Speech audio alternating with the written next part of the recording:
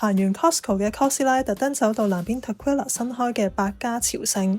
新開張有唔少特價，一入嚟就入手金菇。仲記得 Covid 時期曾經一包賣成6至7蚊。法國蝸牛係乜東東？原來係細個會執嘅貝殼類，擺喺耳邊聽話似有海浪聲嗰啲。魚類種類好多，已經由上至下左至右咁整齊排列好，都係睇返我最中意嘅肉類。打邊爐嘅肉片有好多選擇。A5 雪花和牛做緊特價，入手先。估唔到佢仲有一樽樽嘅豬油賣，4個幾一盎，唔想自己整都可以豪俾佢。